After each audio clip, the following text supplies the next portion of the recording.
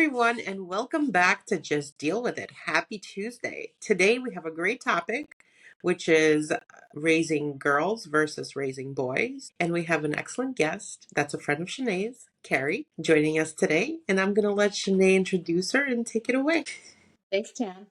Yeah, I was really excited about this because Kerri has two girls. I have three boys. We've been best friends forever. I think since like 17 years old. And so we've gone through a lot.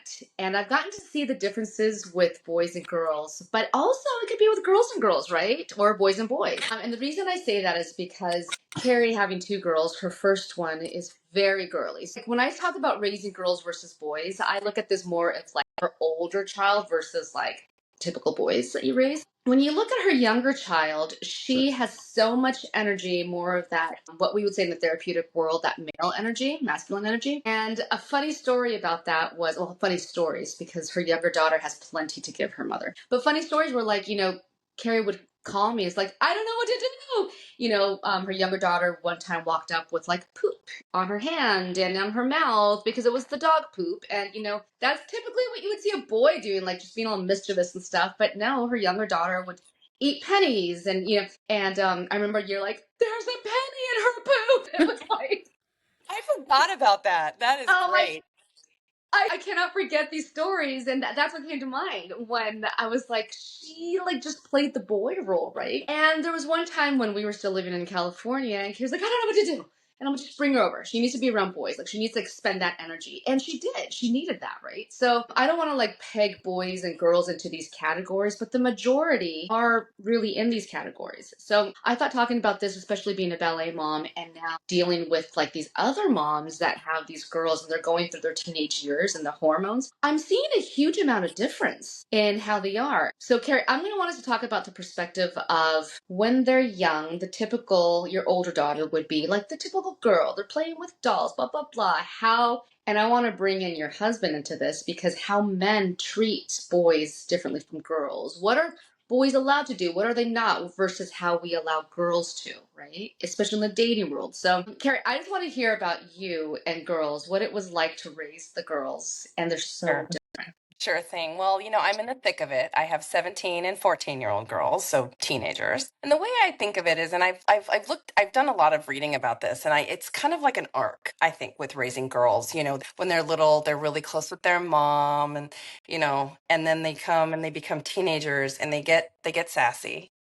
And they kind of go to the dad a little more. And what I hear and what I'm hoping is true, and I've heard it from my sister, is in their 20s, they come back to their moms and they kind of sort of get over that hump of the hormonal changes of teen years and things like that. And the other thing I always like to think about is that I read this several places, is that teenage girls don't hear the voice of their mother physically. They just don't, and they drown it out. And so all we can do is I'm here. I'm here for support. I'm here. Oh, sorry guys, my dog. The dog. Okay. It's Annie, another girl. Sadie, it's Sadie. Oh my God! I was like, dog. It's okay. She looks exactly like Annie. They're twins. So, and so what? By the way, very organic. We want it this way. Okay. There's a lot going on here. No, the dog agrees. That's all it is. That's all. So, and knowing that fact, the way teenage girls interact with their moms, that's why a lot of when there's a divorce situation, they live with the dads during high school, and it's very, very common if you think about it. So anyway, the bottom line is it is definitely different. I think the teen years, the hormones, the up and downs are a lot more intense, I think, than boys in the teen years. And versus, I think boys in their younger years, like elementary years, are more mischievous and active. And then so it's kind of like a flipped on its side, right? It's just total opposite experience. And I only have one. I only have girls. I don't really know anything else like you, Shanae. I don't know the other side of this. So, but I will say that Eric is such a good girl dad. He comes from only a family of boys, so the opposite, two boys, and I have two girls. And I think he's really tender with them, but he also pushes them really hard in sports and wants them to succeed. So yeah. I'm glad you brought Eric back in because Eric is the boy's godfather as Kerri's the godmother, right? So when we go, like my boys love to go see Uncle Eric because Eric roughhouses with them and they can handle it and so I want to know, I think Eric's a little different I think Eric does a really good job of being really caring, but also like really kind of respecting their sporty, their like that other side. So I think he does a really good job of that. But you have seen Eric with the girls. And let's concentrate more on Sienna because I think Sienna's more of what we're talking about as far as like the girly girl. Yeah. What would you see how he acts differently as far as maybe emotions are concerned? If a boy or a girl cries, the roughhousing. Yeah. You've seen it with the boys. What do you see as different? How do parents typically do that? I think what I've seen in our situation here is the rough and tumble. Let's go wrestle. Let's go downstairs to the play basketball. Let's go be active, be adventurous, and let's just go and do it. Let's go. No, like he's like that with the boys. Let's go get down the street, and that's it. And I think with the girls, he's a little more soft and um, gentle and all as expected. Typical, right? Yeah, typical. Yeah. So wait, Tim, we're like totally dominating this. So do you have any questions for us? No, I'm actually looking at it from a different perspective because I've worked in child welfare for so long. I used to work as a CPS for many, many years. So seeing the dynamic and just seeing it from a healthy perspective, because you guys, I feel like, you guys do practice healthy parenting with these kids. Your kids are very well raised, and despite the fact that you're a single mom, so it's a lot of things that go into it. You had to be both mom and dad at a point, right? But it's just seeing that from a different perspective when I came into the homes and what it looked like where there were girls versus the boys and the repeat behaviors of how they observed their parents and what they normalized and what they took into their relationships. And it's just what you're saying is very interesting to me to hear from, like, let's say just the normal kind of perspective versus the intense stuff that I've seen. Right. Yeah. So it's very interesting. I don't have anything to contribute as far as raising, but I can say that there's a big difference. There's a big difference in how they mimic behaviors because a girl, let's say in an unhealthy home, watching unhealthy behaviors from both parents will usually mimic the mother's behaviors. Let's say if it's, and she will take it in. Let's say it's a domestic violence incident where she will be mimicking mom's behaviors, where she'll find an identical partner, just like her dad, even though she consciously doesn't think that she's doing that. She's subconsciously looking for someone who's going to show her the same type of love, right? Like Abusive or not, right? abusive or not, but like unfortunately, doing what I've been doing for so long, I've usually seen the abusive side. Currently, as I'm in this with you guys, I'm seeing the non-abusive side. You know what I mean? But Yeah. it's just kind of like what you put into them is basically what you're going to get later, right? So being that kind of a parent where you're saying, I'm going to give them a chance to come back when they're 20, hopefully they'll they'll That's understand what I Kerri's was thinking. I saying. don't know about. Right. Well, Remember the arc. It's the arc. right, but like I said, you have boys, so it's a little bit different. Like with boys, it's what you put in right now. Like they are more attached to their mom at a younger age, opposed to kind of like the social norm where the boy leaves the nest and Yeah. goes, and and the girl will usually be the person who It's back is to mom. exactly. I hope. Oh my God. So, Tamara, you just brought up three different things that I just wrote that I wanted us to like Yeah. incorporate here. Oh God, I don't even know where to start. Healthy.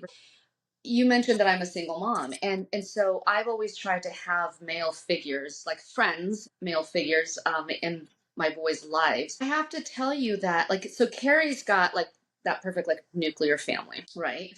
She's like, no, it's not. Nothing is perfect. No, but what I mean is like what we would look at, like, Yeah. okay, mom and Yeah. dad, regular issues, kids, and all that. Fish. Dog, oh, fish, that's right.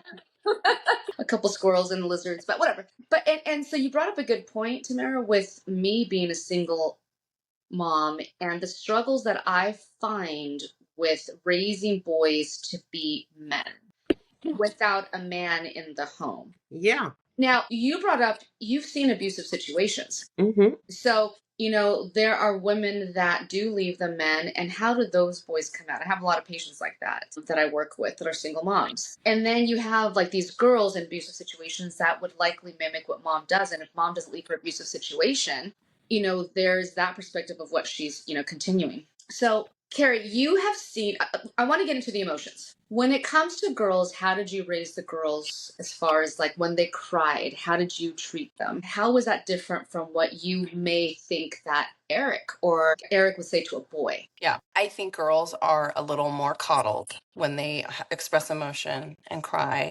Exactly what you would think of gender norms, I think, is the way that we've probably done it. I know that a boy would probably be expected to suck it up and, move on. Right? You're not that hurt or whatever. When they get hurt, it's like, and I'm trying to move away from that because there are going to be really painful things in life. Right? And I'm trying to give them that barometer or like that gauge that there are little things and then there are big things. Not everything is like a big emotional thing. So it's hard though, because girls are a lot more expressive, Yeah. emotionally.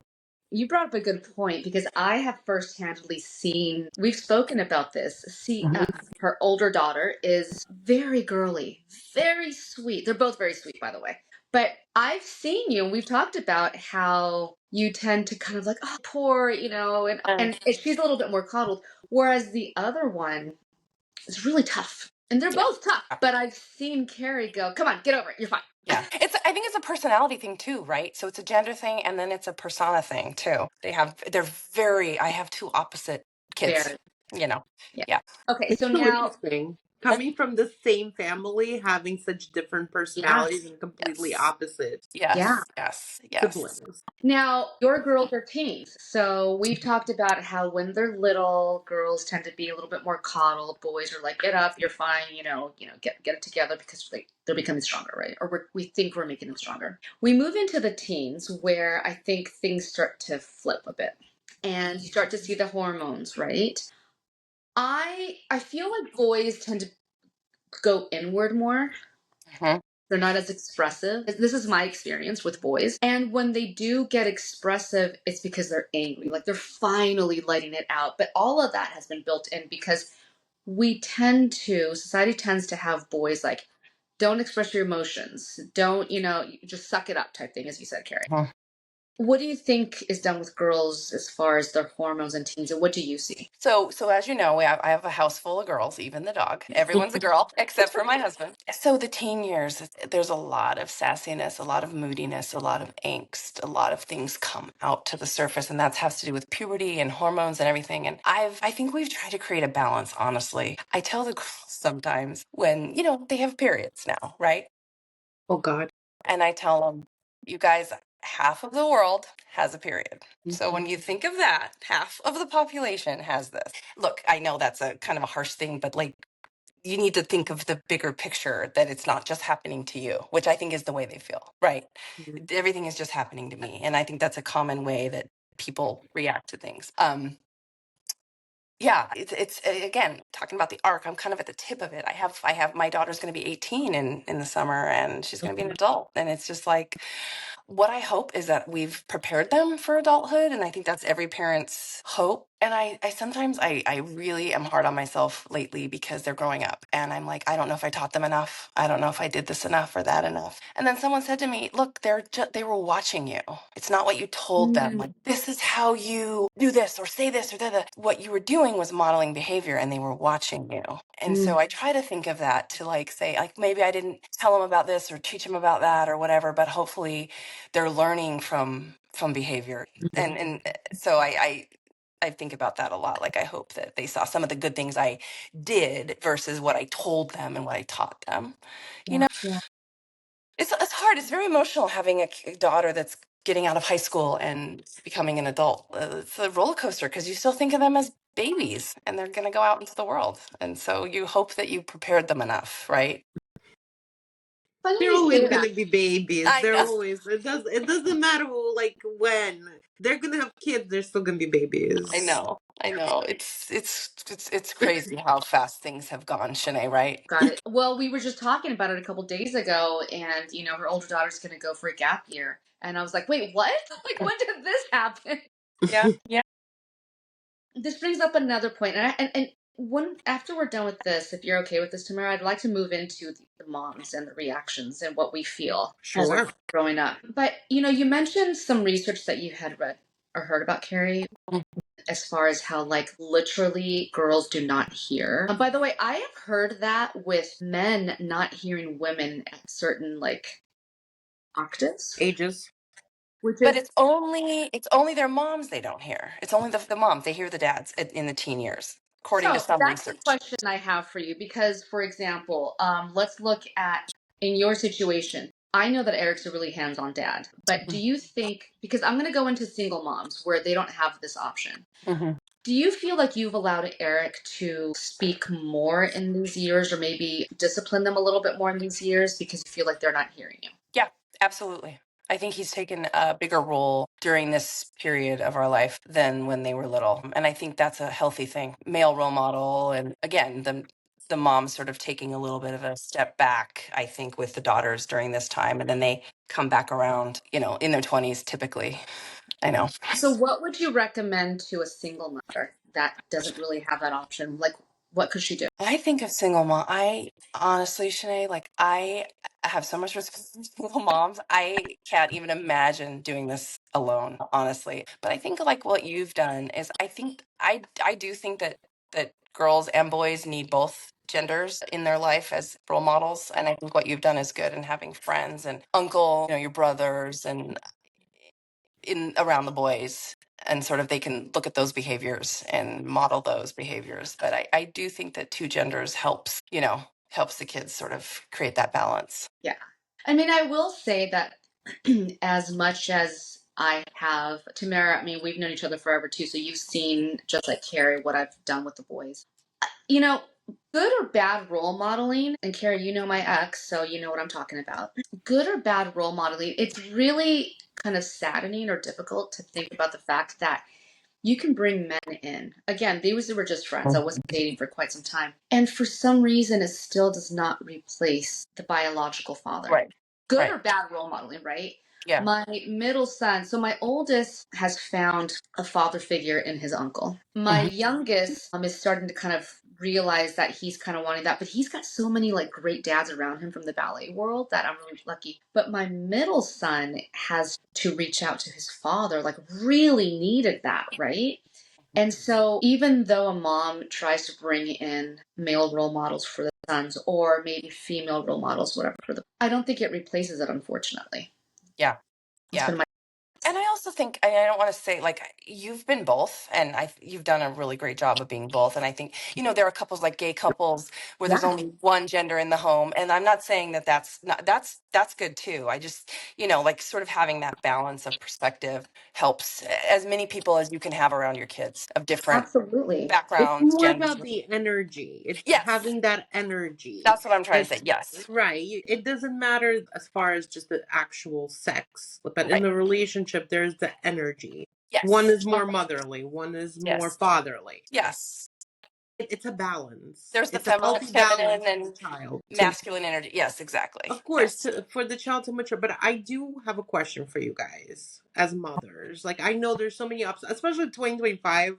Right now we have even more obstacles when growing up and seeing how what our kids are exposed to. What do you do to protect them? How do you shelter them from this stuff? Like, and I understand it's impossible to shelter your kids from trying drugs, from doing crazy things. You're going to be surrounded by it. You're going to be exposed to it no matter where you are. You could be in a boarding school, it could be in the best school ever, and there's still going to be an like a possibility of you being surrounded by that because the kids go to parties, kids meet other kids are on the internet. So what do you feel is the most important part in parenting, girls and boys? Because I'm pretty sure it's a different way to do it with the two genders.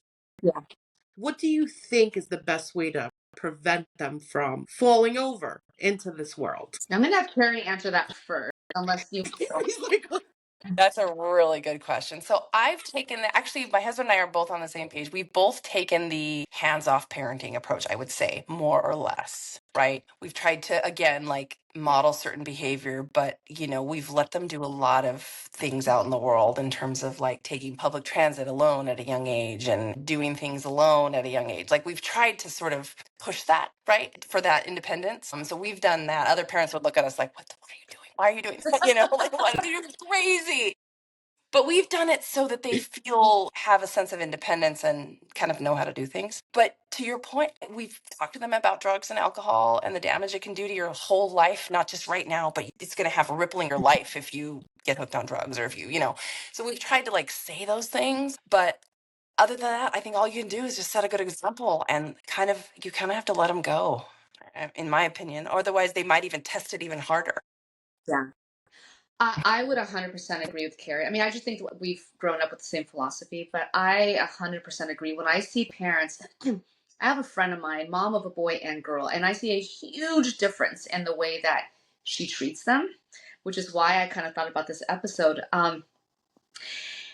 The girl's very, very coddled. I mean, cannot walk to the next corner by herself, where Mm. the boy can just, I've taken the same approach as Carrie in that I've I've been as protective as I possibly can. I feel like I became less and less protective with each child because I'm like, they're gonna do what they're gonna do. Um, and especially as they're turning 18, I've done the whole talking about drugs and all that, but they're going to experiment. And I almost just have to say a prayer and go, well, I hope that Yeah. everything I taught them, because if you sit there and you like coddle them too much or don't do this or don't do that, I think they're going to rebel at a certain point. It may not be in their teen years, but God, later down the line, they're going to like Mhm. do things that they could have gotten out of their system. I also think kids need to get things out of their systems and learn the consequences. Okay, but here's the question. So you're saying don't coddle them, obviously, don't overprotect, allow them to have their experiences. But what is the appropriate age to allow them to get that independence? Because up to a certain age, There's we stages. are. I'm sorry? Would you say, Carrie, there's stages? Yeah, you start slow, letting them get out there. Like I remember when my daughter was like 5 or 6, we sent her down the street to get money out of the ATM, and she did it. Little things like that. And I mean, we were kind of watching, you know what I mean? Like you're kind of watching, but it made her proud. She could do that, And then we were traveling abroad once. We were like, we need you to go find us some breakfast or pastries. They were pretty young and they went together. They did it. They found it. They brought it back. And this was in another country. So, I mean, we're trying to just do little things like that to assert their independence in the world, and that also confidence. It's a Mhm. confidence booster when Yeah. I don't need my mom to go with me to get bread or milk. We would Yeah. do things like that. I think we're luckier in New York City than we are in California because here, so when I say stages, also, I think that they may be a little, I mean, Carrie's a completely different because even with Kerri, I thought to myself, I don't know that I could do that. And I could be hands off, but I was like, what are they doing? But it's worked, right? I think though, when you live in a pedestrian city like here Yeah. versus, somewhere where you have to drive, that's a whole other thing that I'd love to get into as far as like letting your kids drive. And it's not that you don't trust your kids, but it's like the other people that are driving, that drunk drivers and all that Oh my God. Yeah. whole other monster, right? It's one of the hardest things. My daughter, she drives everywhere now. And I mean, I just have to pray and hope and, for her safety. But you just have to let it happen. She got her permit, she got her license. We went through all the steps. She's a very responsible driver, but she drives every day. So that's a lot of stress. And you just kind of get used to it, I think, after a while, the concept of it, sets in. But So it's the the other stages, drivers that you think about, just like you said. I don't worry about yeah. her. Yeah, I know.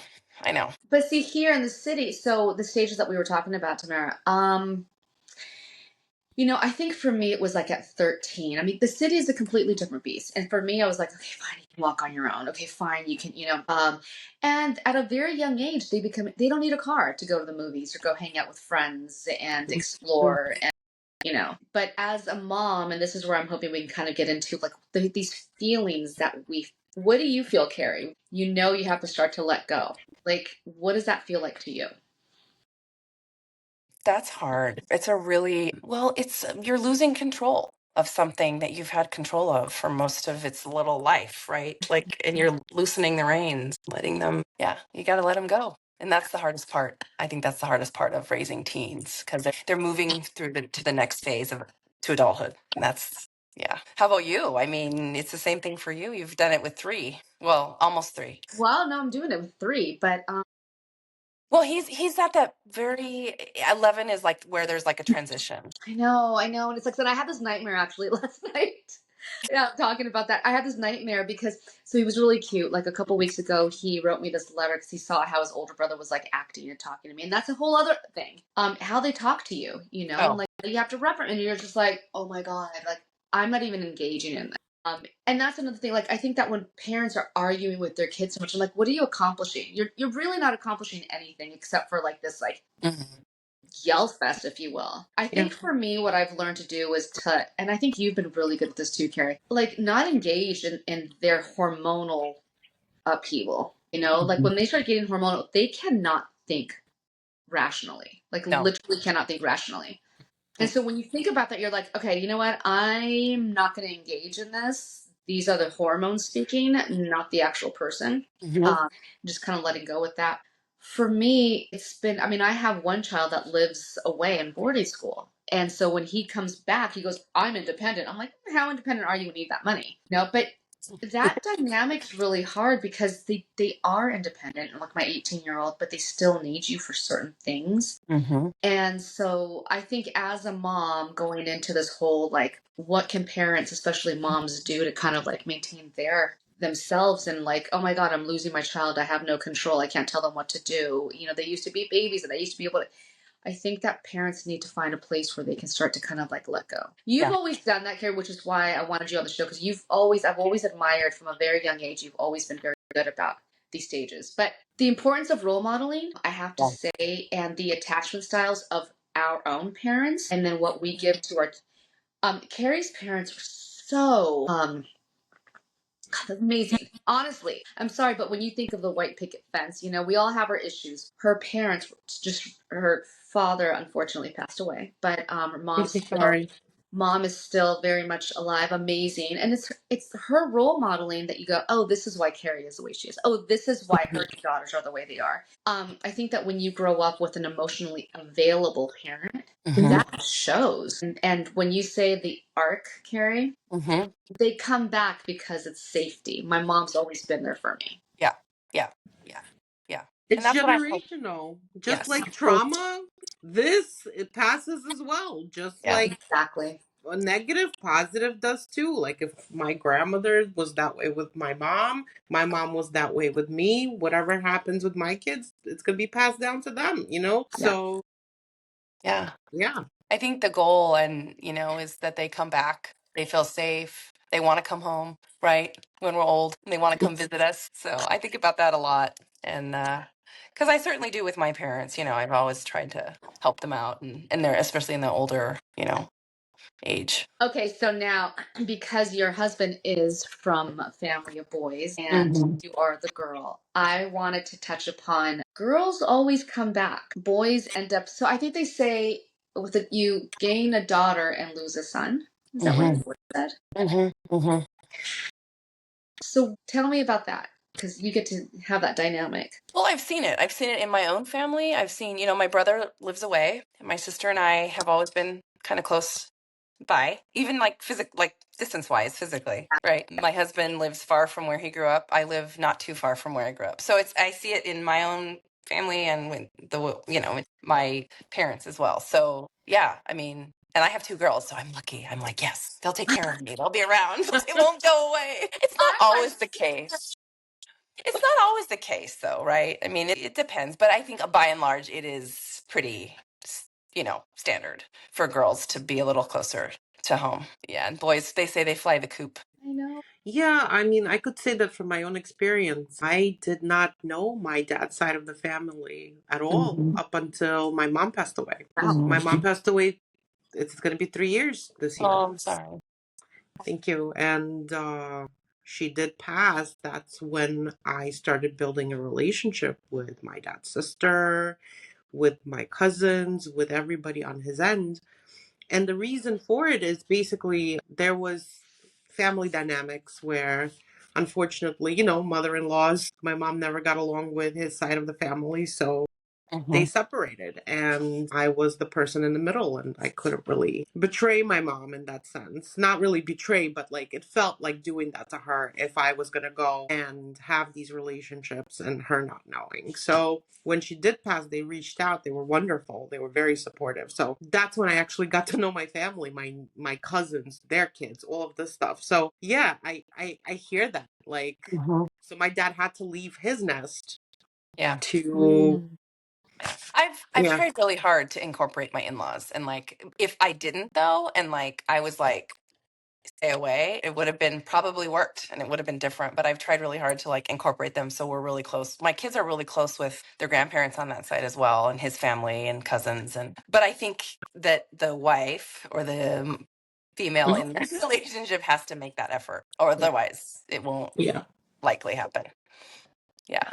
God, that's so scary. I've kind of always allowed myself to take that in because I think that my youngest is the one that's going to be the one that like stays closer to me, but the other two are definitely right now like doing their own thing. Just make sure they all find good partners.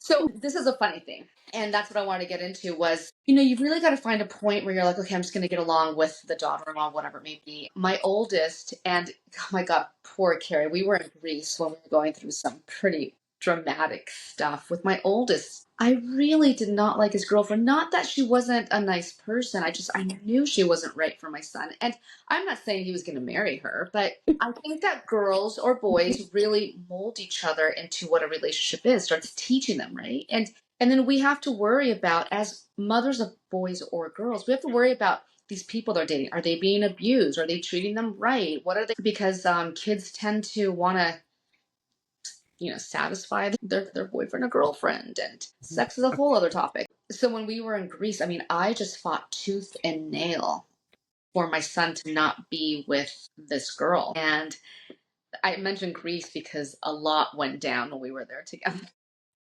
Can you give me an example of how you fought tooth and nail to get rid of this girl? I was yelling. I was like, I'm not At gonna let him? you see her. I know. Yeah. I said that. Well, she didn't want them to be in contact, and I think he was sneaking it through social A media friend. apps or friends or A something friend. like that. Yeah, yeah, And a Okay, friend this of is the mine that middle was or the oldest? the yeah, oldest. And yeah, Oldest, our okay. friend that was, she was in Greece with us, a very dear friend of ours, she was letting him communicate through her. So I Oh, straight all over the place. And yes, I don't really yell, right? But I was like, no, I'm going to cut this off. I'm going to cut that off. And it was like, you know what? Kids are going to find a way to yeah. just get what they want. so how did it end? Did they get together? So Did I you finally, you oh my win? God, you're She going to won, still laugh didn't at she? this. No, I said, you know what? I'm going to accept her. Like, it took me some time, but I said, I'm going to accept her. Will you Okay. believe that not too long after I accept her, He said bye. we're breaking up like 3 times? Of course. He's And I just trying was to like, prove you wrong. and here I am, like, my God, right? But this goes to the point that, like, what Kerri was saying was like, you just kind of have to kind of let them go and do their thing. And I told you, or I don't know, you know, there are Yeah. consequences to everything they do. I think as parents, it's so hard for us to see them suffer knowing that we tried to help them, but they really have to go through it themselves. Yeah. There's some reverse psychology too. Like my sister, her son came to her. He was 18 and he said, Mom, I think I'm going to get a tattoo and it's going to be this. And she goes, you know what? It's a great idea. Let's go together. Let's get matching. And Oh my God. he was like, and all of a sudden seemed way less cool. That is so awesome. Was No, she there actually is. gonna go with him though She to get probably, this? she probably would have, I can hear that. Yeah. I'm telling you, mothers will do anything. It just like takes it down to like they think it's like really scandalous and stuff, and it's like, oh no, then it's not as appealing anymore. Right. Yeah, yeah, But you know, to that point, I think that something that's really important to do with your kids is let them feel safe to talk to you about anything. yeah. And your boys do. I've noticed that. Oh my God, I'll tell you another story. I got the right to tell the story because of what happened. My oldest, he and his girlfriend were fooling around. And I was at my youngest son's ballet observation. So you can't have your phones or anything on, but I had it on mute. And my son's like, Mom, can you talk? And I was like, no, I can't. What's going on? He's like, I think I need to go to the doctor. I'm like, what's going on? And so I happen to have my friend who's a doctor next to me and my other friend who's a nurse. And I'm like, hey guys, what do you think this is? And I'm like, they're like, And the doctor's like, well, that might be testicular torsion. And it's like, you need to go to the ER. I'm like, but something, mom intuition. I was like, I don't know. I said, listen, I'll take you to the urgent care. And my nurse friend is like, but they don't have an ultrasound there. And I'm like, and you need like an ultrasound machine to be able to like detect testicular torsion. I'm like, I don't know. I'm just gonna. So I take him to urgent care, and they're taking his notes and what have you. And thank God the nurse was male. He's like listening to everything. Remember, my son and his girlfriend were fully around, and he looks at my son and goes, "Did you release?" And my son's like, what? He's like, did you, And I hear, oh, my son wanted me in the room, which I thought was really great. I'm like, I will be in the room, but I'm not looking. That was really sweet that he needed me there, right? So he's like, did you finish? And my son's like, oh, no. The nurse goes, my man, you got blue balls. He's like, no, I'm not a doctor. I have to wait for the doctor to come in. And I'm laughing hysterically. I said, oh my God, if the doctor confirms this, I get to tell everyone this story. And he's like, I know, Mom, I know. The doctor came in and the whole room was laughing. And he's like, all right. And we walk out. The fact that he felt safe to tell me that was Yeah, huge. And that I was like, okay, Mom gets a medal today for that, right? I think that if our kids are going to do anything, try drugs or, have sex for the first time, I don't know. Is it easier, do you think, for boys than girls to talk about that? What do you think, Kerri? I don't know, because I don't have girls. probably. I think so. I try to pry stuff out of them, like, because my older daughter has a boyfriend, and I love him. He's such a sweet kid. Because she's had boyfriends in the past where I'm like, I see you. It's not that good. But this one is really, really nice. And anyway, I don't get a ton of detail. I try, but I don't want to like, it's like a fine line. So I try to get as much as I can, but I don't, they're not as, the thing is my girls talk to each other a lot. They tell each other a lot of things, which is cool. Yeah. So So it's important for them to have someone also to be able to talk to. yeah. I'm glad they have each other. Sisters. Yeah. My oldest and middle they talk a lot too, which I really like. So I'm Yeah. glad that they have that relationship. Yeah. I really, really hope that continues forever. Yeah. Well, I don't know. I think we've come down to I think that, well, are there any final things you would want to say, Kerri, about raising boys versus girls and the stages? One thing I will say before we wrap this up is I think that people think of marriage and babies very similarly. For Yeah. example, I think when people go, I'm getting married, they're thinking about the wedding dress and the party and that fun. Marriage is hard, right? Same thing with babies. You look at babies and you're like, oh my God, they're so cute and all the clothes I'm going to put on them and they're so cuddly and but man, when they get into those hormonal years, you're like, oh my God. It is like, why did I decide to be a parent? I love my kids, but it is not easy. And so I have a question for you girls before you do finish off. yeah. Do you recognize yourself in your children? And when you're arguing with yourself, how do you feel? Because, Good question. because you used to be that smart ass answering Yes. that way. And now you're getting it back. It's like karma coming back. So, how do you feel and how do you deal with it? 100%. I do recognize myself. It's really scary, but it's also it's also kind of cool. I don't know. It's weird. It's like, I remember being that person, and being real sassy to my mom, and I remember all those things. Yeah. For me, I was really, my mom will even say I was calmer.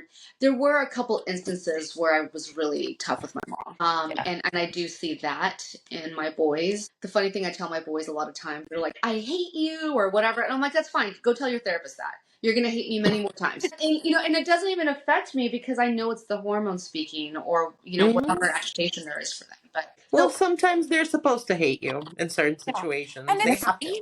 I just want to say too, like, it's not just the hormones. It's the fact that our frontal lobes, right here of our brain aren't even developed until we're 21 or 22. yeah. So they don't even know what they're doing. They don't even really understand half the time, like what is actually going on and consequences, and all those things are not totally reality yet. I mean, so a man's frontal lobe must mature, what, at 40, 50? Just kidding.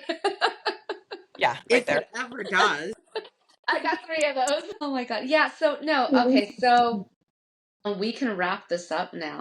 Thanks for having me, you guys. Yeah, no, I feel really blessed with my girls. I love talking about it. They have not been, it's been really, really a good ride. you know, and I know with Shanae's boys too.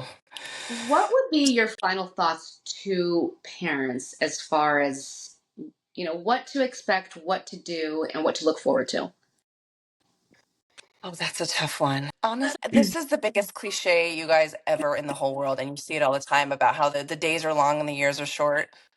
I just keep thinking about that. Like, just savor it. I know the toddler years are hard, but they're actually really great. The Yeah, elevator years are hard. They're really great. And I get kind of sad now because I'm looking back at that and I'm like, did I miss it? Did I enjoy it? You know, like that's what I know this is like total cliche and everyone says it. My mom told me it. And when you're in it, the thick of it, you don't realize that how great it is. yeah, Well, that they are when they're little. It just, it's hard. And so you focus on it being hard, but I would just say, just focus on how great you have it because they're only little for what, 11 years? you know. I have good kids and I'm really grateful for that. And I just hope that I've modeled enough good behavior and taught them enough so that they can go out there and support me. So, Your mother. So they could go out there and not put me in a nursing home. That's good. yes. Yes. I would have to say the same. I think for me, though, I would say that with my youngest, I remembered savoring every little thing because, as you said, Carrie, like I kind of felt like I didn't really get to appreciate that with the first two. But I think it's also, I would tell parents that are listening, like, you're gonna have those arguments and know that that's normal, and you're gonna have the hormones raging, and you yelling back at them is not gonna do anything but aggravate both. And that, if you can just role model Yeah. that's what it's all about. Letting your kids feel safe to come talk to you about anything. Like, I think for me, that's my goal. And so as I'm getting there, I think it's kind of awesome also to talk to like my 18-year-old who's an adult and see the man that he's becoming and now having very different conversations versus when like they were little. So even just like their adulthood, they're always going to be babies in our eyes. Yeah. But to have like that person that you create and be like, all right, cool. Like now I can have like a adult conversation. And you can vote. Carrie's all about the voting. Well, thank you, ladies. Thank you Thank you. so much for joining us today, Kerri. It was a pleasure meeting you. Sure. I heard a lot about you, but now I see. Thank you for having me. She This is always so talks fun. so well about you, Shanae. Thank you so much. We'd love to Thank have you you. back sometime. Anytime. And just deal with it, guys. Bye-bye. See you next time.